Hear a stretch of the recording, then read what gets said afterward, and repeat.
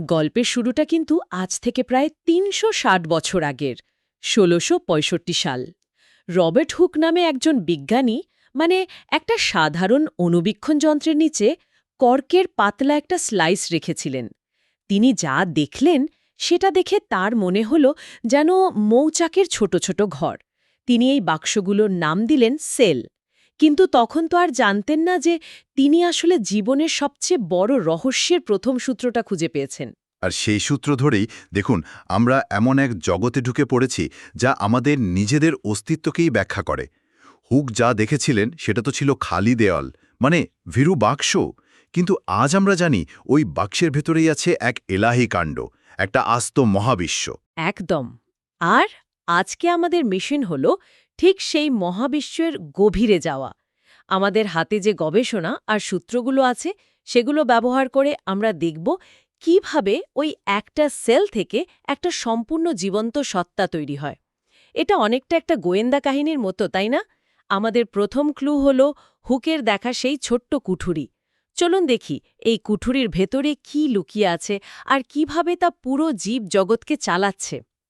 তো গোয়েন্দা হিসেবে আমার প্রথম প্রশ্ন, সব অপরাধী কি একই রকম হয়? সব কোষ কি দেখতে বা কাজ করতে একই রকম?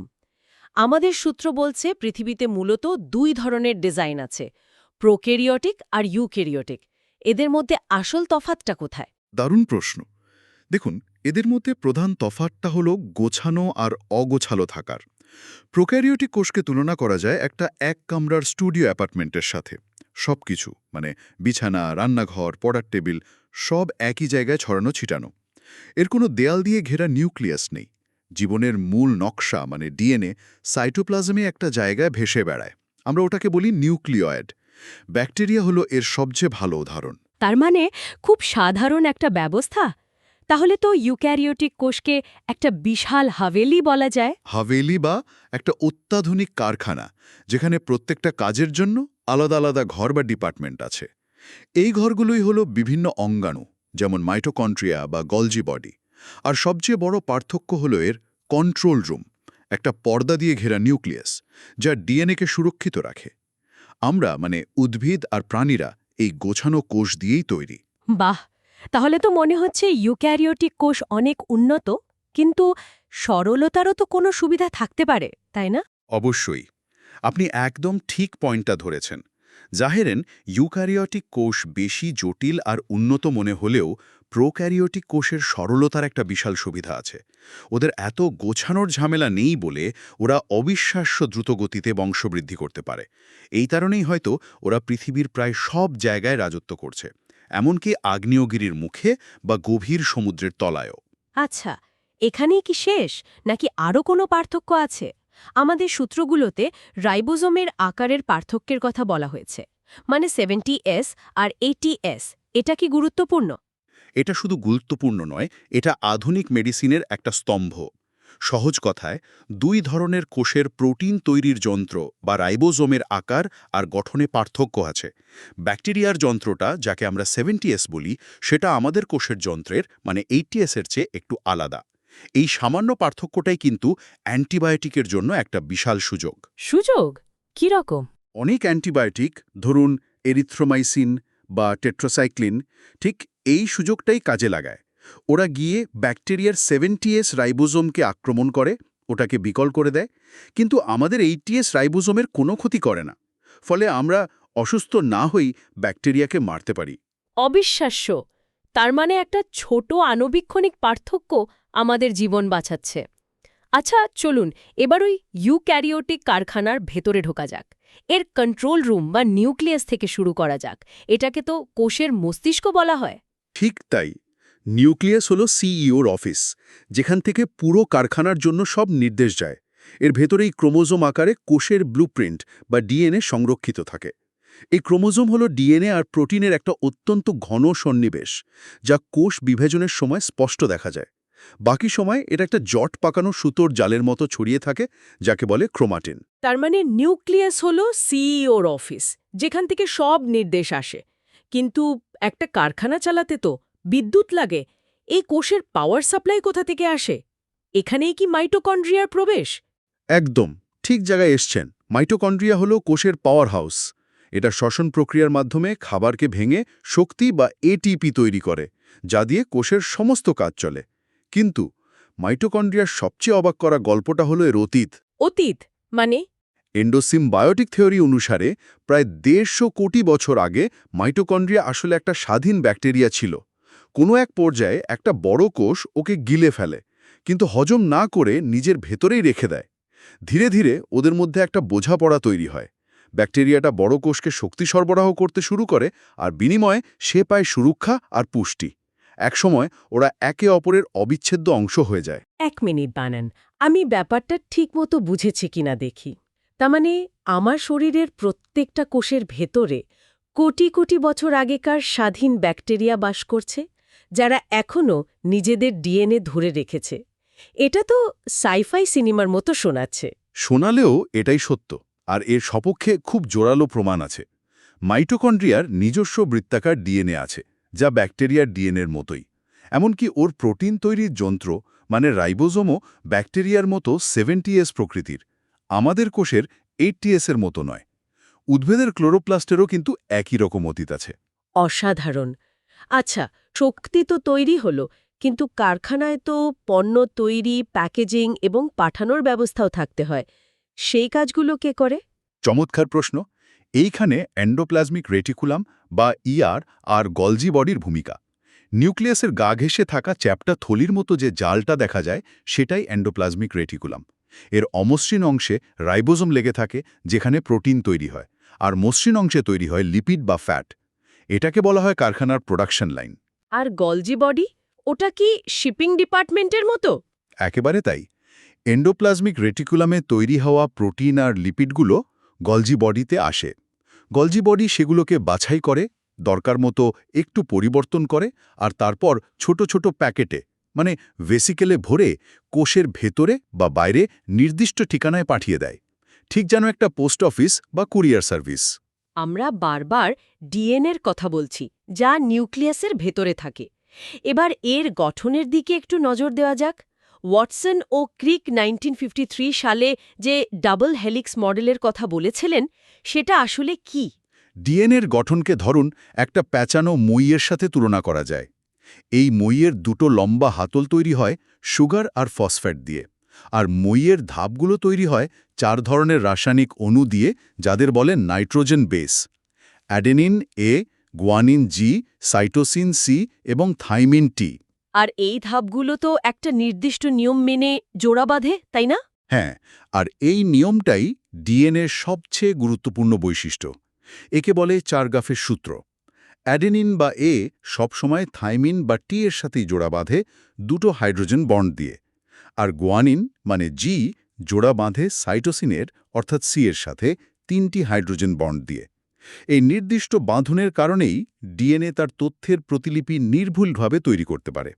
তবে এখানে একটা প্রায় চেপে যাওয়া গল্প আছে। কি রকম? ওয়াটসন ও ক্রিক বিখ্যাত হয়েছিলেন, কিন্তু তাদের মডেলের চাবিকাঠি ছিল রোজালিন ফ্র্যাঙ্কলিন নামে একজন বিজ্ঞানীর তোলা একটি এক্স-রে ছবি, ফটো 51।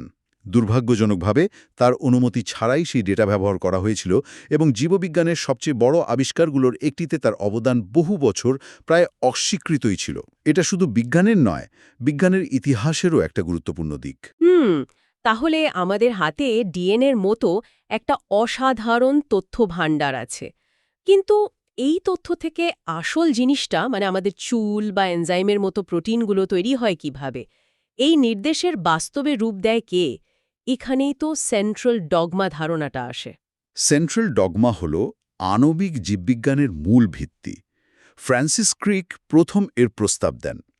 এটা জীবনের তথ্য প্রবাহের একমুখী পথ দেখায়। তথ্য ডিএনএ থেকে আরএনএতে যায় এবং আরএনএ থেকে প্রোটিনে রূপান্তরিত হয়। পুরো প্রক্রিয়াটা কয়েকটা ধাপে ঘটে। প্রথম ধাপটা কি?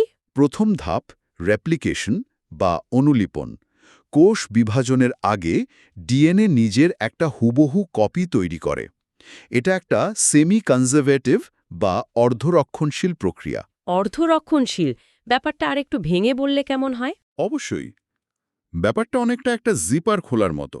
ধরুন ডিএনএ অণুটা একটা বন্ধ জিপার। কোষ বিভাজনের সময় এই জিপারটা মাঝখান থেকে খুলে যায়। এরপর প্রতিটি খোলা অর্ধেকের সাথে একটা করে নতুন অর্ধেক জুড়ে দিয়ে দুটো নতুন জিপার তৈরি হয়। ফলে প্রত্যেকটা নতুন ডিএনএতে একটা অংশ পুরনো আর একটা অংশ নতুন থাকে। এভাবেই তথ্যের কোনো গরমিল হয় না। ১৯৫৮ সালে মেসেলসন ও স্টাহালের একটা বিখ্যাত পরীক্ষা এই পদ্ধতিটা প্রমাণ করে। দারুণ উপমা। জিপার খুলে দুটো নতুন জিপার তৈরি হলো। আচ্ছা, এরপরের ধাপ কি? এর পরের ধাপ ট্রান্সক্রিপশন বা অনুলেখন। ডিএনএ নিজে তো নিউক্লিয়াসের সুরক্ষিত ভল্ট থেকে বের হয় না, তাই সে তার নির্দেশের একটা কপি তৈরি করে বাইরে পাঠায়। এই কপিটা তৈরি হয় আরএনএ দিয়ে। ডিএনএর একটা নির্দিষ্ট অংশ বা জিন থেকে তথ্যের এই আরএনএ কপি তৈরি হওয়াকেই বলে ট্রান্সক্রিপশন।